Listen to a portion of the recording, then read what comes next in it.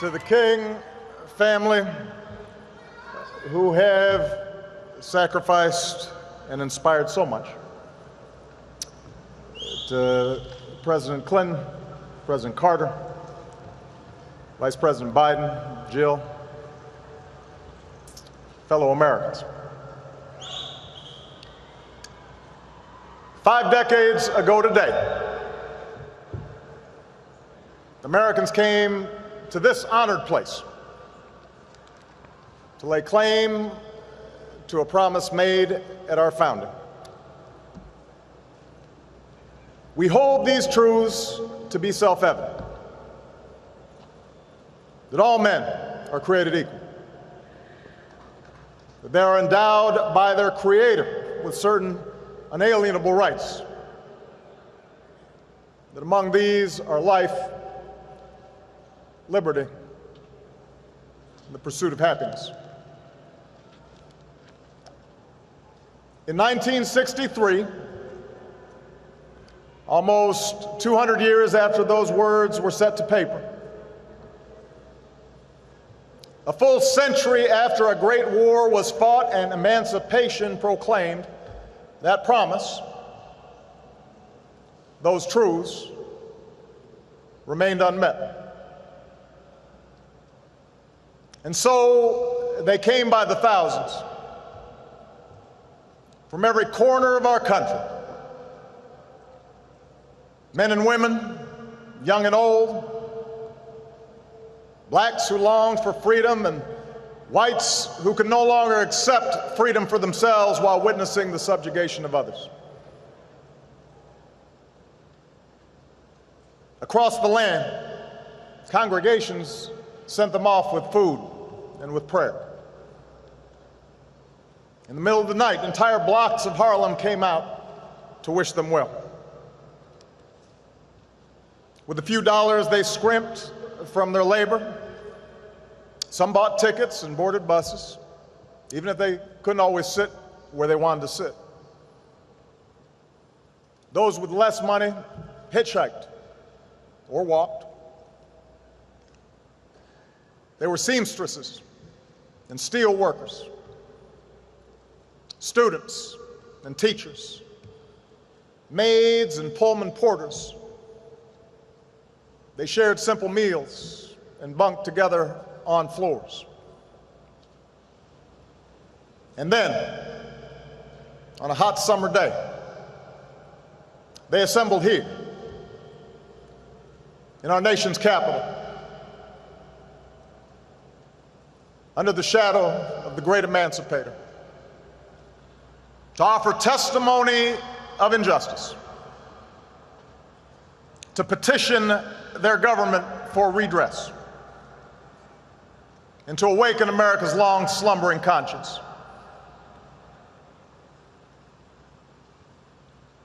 We rightly and best remember Dr. King's soaring oratory that day,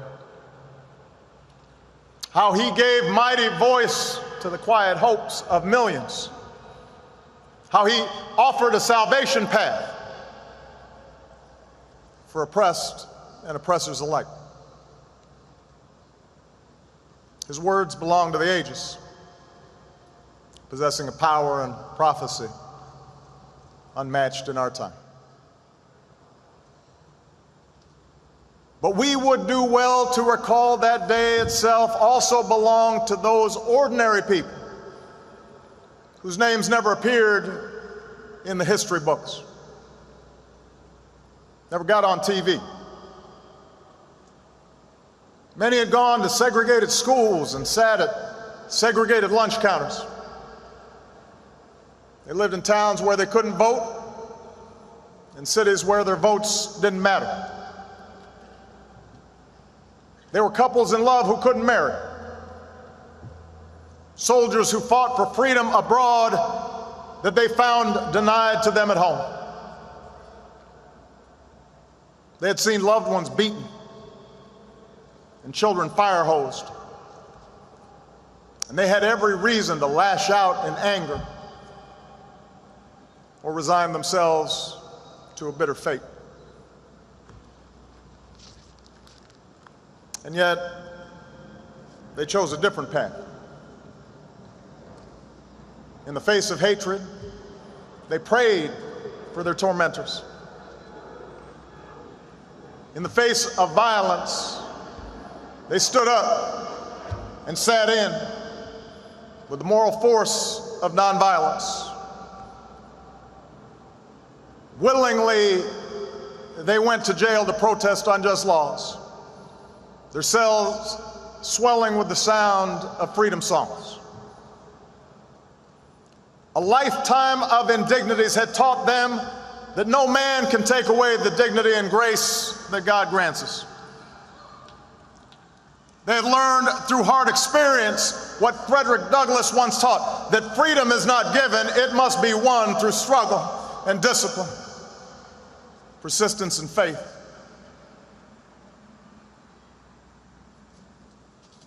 That was the spirit they brought here that day. That was the spirit young people like John Lewis brought to that day. That was the spirit that they carried with them like a torch back to their cities and their neighborhoods.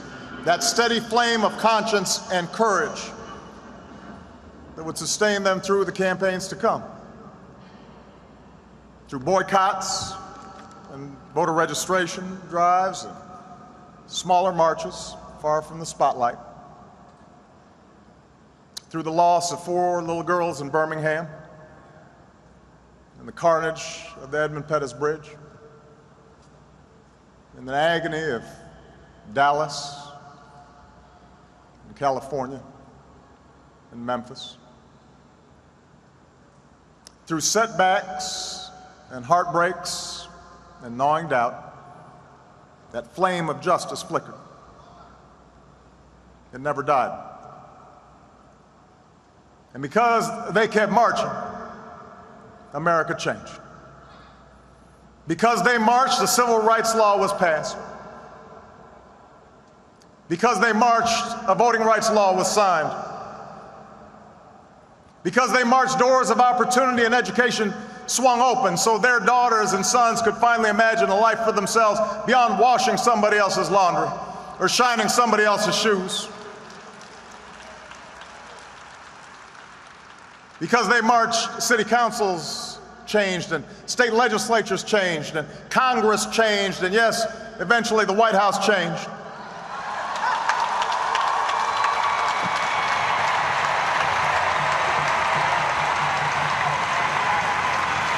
Because they marched, America became more free and more fair, not just for African Americans, but for women and Latinos, Asians and Native Americans, for Catholics, Jews and Muslims, for gays, for Americans with disabilities.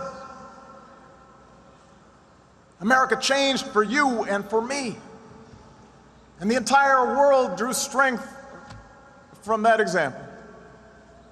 Whether the young people who watched from the other side of an iron curtain and would eventually tear down that wall, or the young people inside South Africa who would eventually end the scourge of apartheid.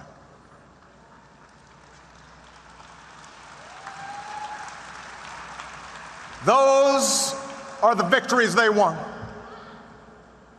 with iron wills and hope in their hearts. That is the transformation that they wrought with each step of their well-worn shoes.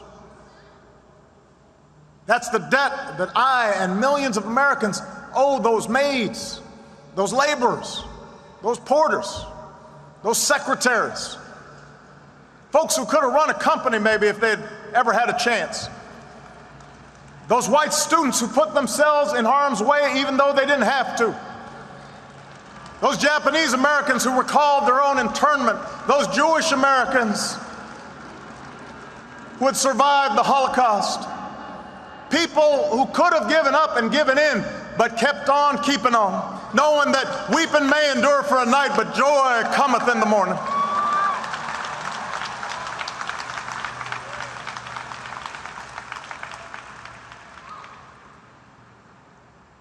On the battlefield of justice, men and women without rank or wealth or title or fame would liberate us all in ways that our children now take for granted, as people of all colors and creeds live together and learn together and walk together and fight alongside one another and love one another and judge one another by the content of our character in this greatest nation on earth. To dismiss the magnitude of this progress, to suggest, as some sometimes do, that little has changed, that dishonors the courage and the sacrifice of those who paid the price to march in those years.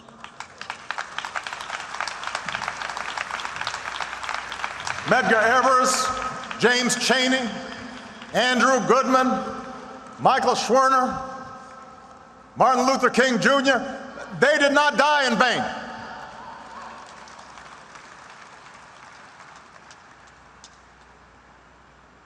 Their victory was great. But we would dishonor those heroes as well, to suggest that the work of this nation is somehow complete. The arc of the moral universe may bend towards justice, but it doesn't bend on its own. To secure the gains this country has made requires constant vigilance, not complacency, whether by challenging those who erect new barriers to the vote, or ensuring that the scales of justice work equally for all and the criminal justice system is not simply a pipeline from underfunded schools to overcrowded jails. It requires vigilance.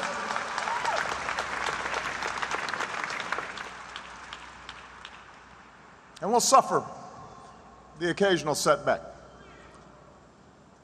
But we will win these fights. This country has changed too much.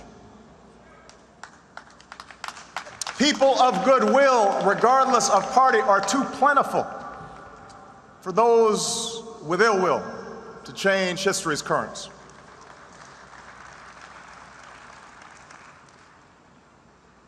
In some ways, though, the securing of civil rights, voting rights, the eradication of legalized discrimination, the very significance of these victories may have obscured a second goal of the march.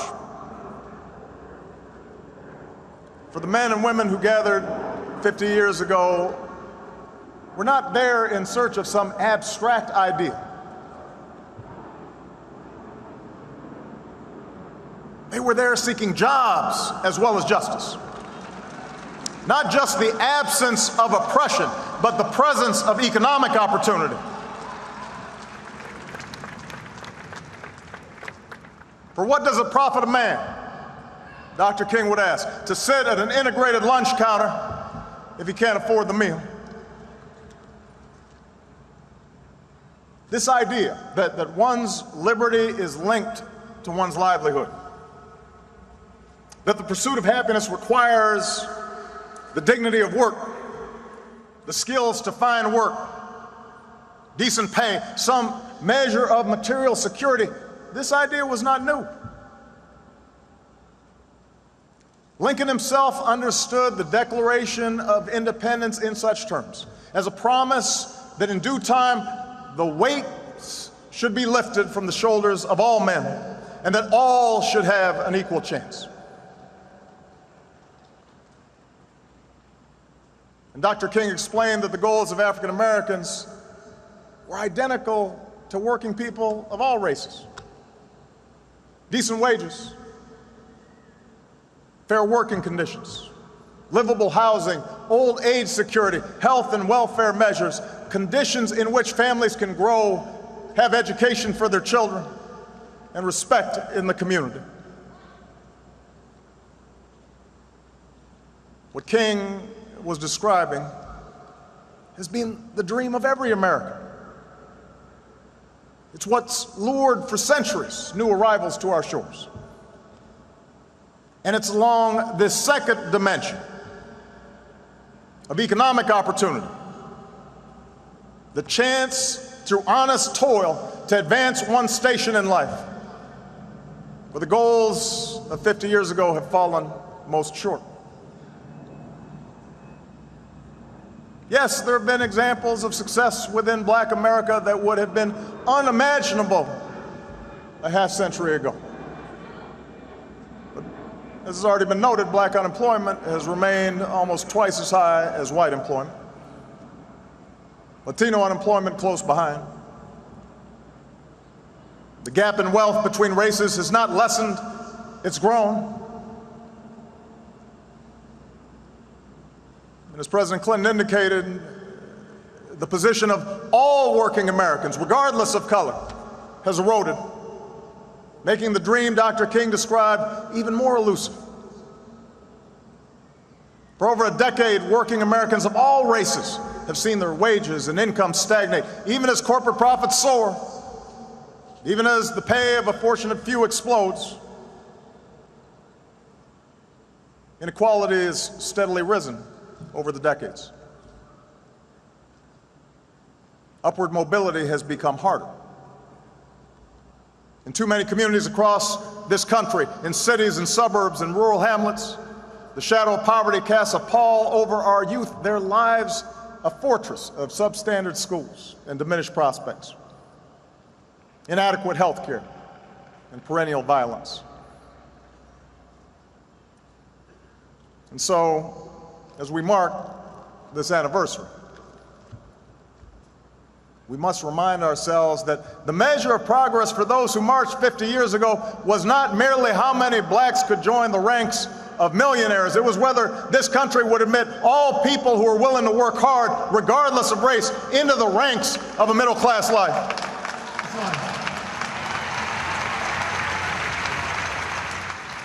The test was not and never has been whether the doors of opportunity are cracked a bit wider for a few. This is whether our economic system provides a fair shot for the many, for the black custodian and the white steelworker, the immigrant dishwasher, and the Native American veteran. To win that battle, to answer that call, this remains our great unfinished business.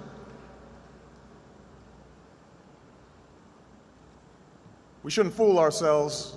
The task will not be easy. Since 1963, the economy's changed.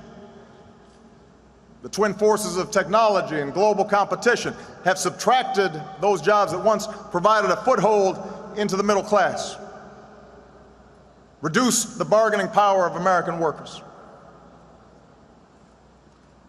And our politics has suffered. Entrenched interests, those who benefit from an unjust status quo, resisted any government efforts to give working families a fair deal, marshaling an army of lobbyists and opinion makers to argue that minimum wage increases or stronger labor laws or taxes on the wealthy who could afford it just to fund crumbling schools, that all these things violated sound economic principles.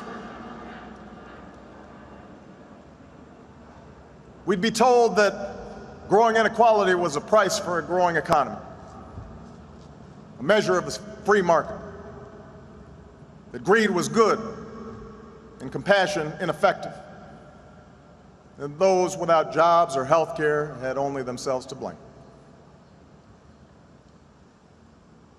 And then there were those elected officials who found it useful to practice the old politics of division, doing their best to convince middle-class Americans of a great untruth, that government was somehow itself to blame for their growing economic insecurity, that distant bureaucrats were taking their hard-earned dollars to benefit the welfare cheat or the illegal immigrant.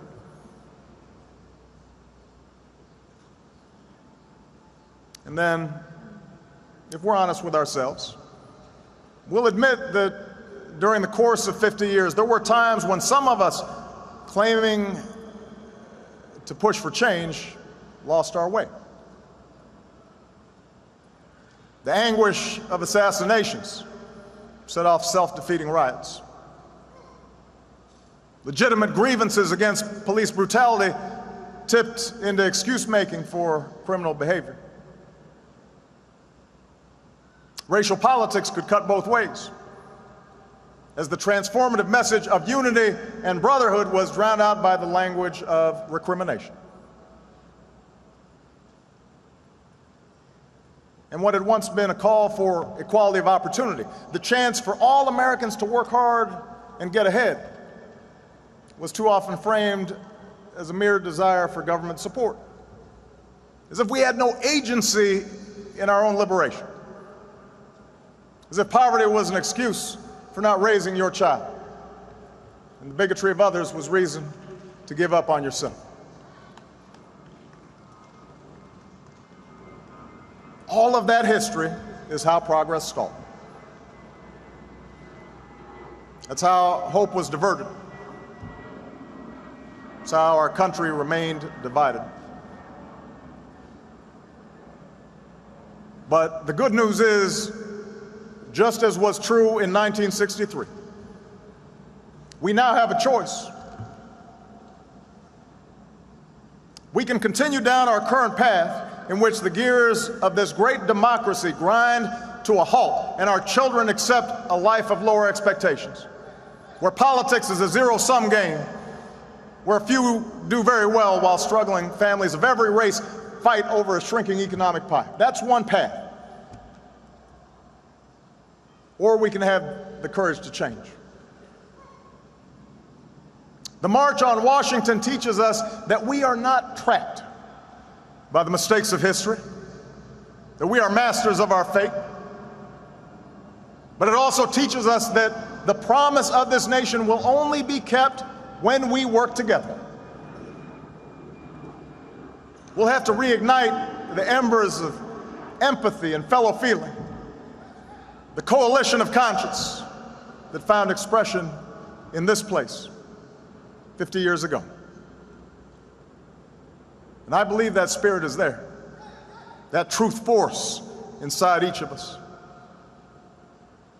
I see it when a white mother recognizes her own daughter in the face of a poor black child. I see it when the black youth thinks of his own grandfather in the dignified steps of an elderly white man. It's there when the native-born recognizing that striving spirit of the new immigrant. When the interracial couple connects the pain of a gay couple who are discriminated against and understands it as their own. That's where courage comes from.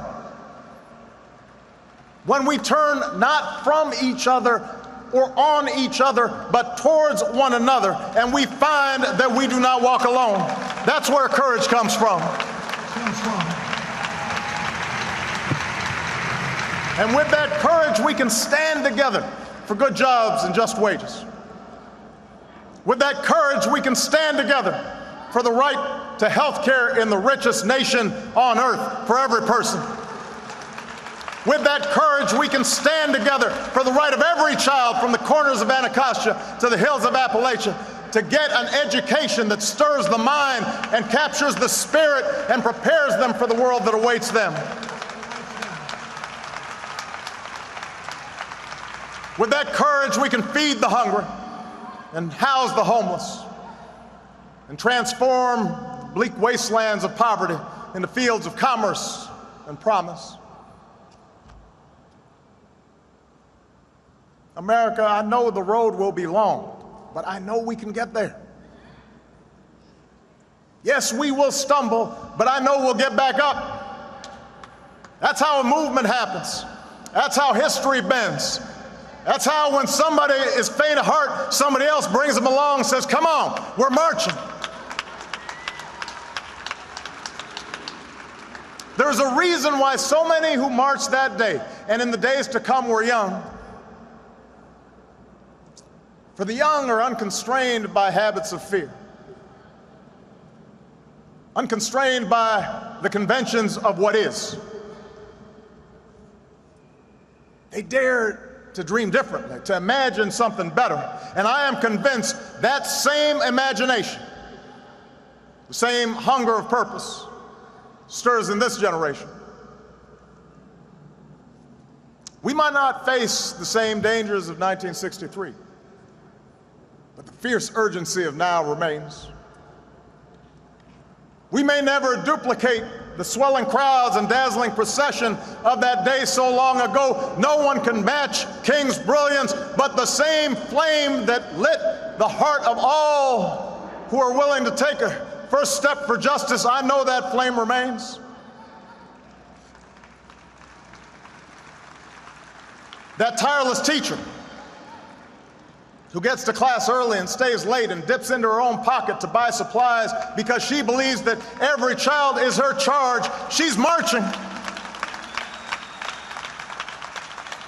That successful businessman who doesn't have to but pays his workers a fair wage and then offers a shot to a man, maybe an ex-con, who's down on his luck, he's marching.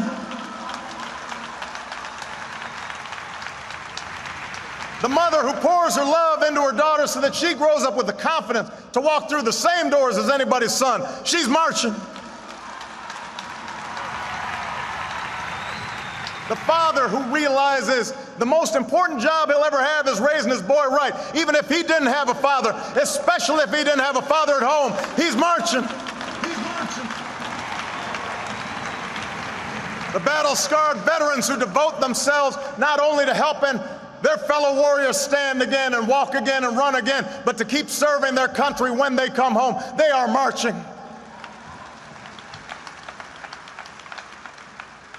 Everyone who realizes what those glorious patriots knew on that day, that change does not come from Washington, but to Washington.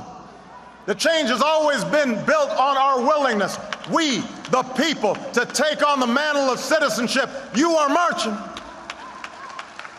And that's the lesson of our past. That's the promise of tomorrow. That in the face of impossible odds, people who love their country can change it. And when millions of Americans of every race and every region, every faith and every station can join together in a spirit of brotherhood, then those mountains will be made low, and those rough places will be made plain, and those crooked places, they straighten out towards grace, and we will vindicate the faith of those who sacrifice so much and live up to the true meaning of our creed as one nation under God, indivisible, with liberty and justice for all. President Barack Obama playing the role of teacher and preacher and president today. He told the story of that march 50 years ago, August 28, 1963, the man who electrified it, Martin Luther King.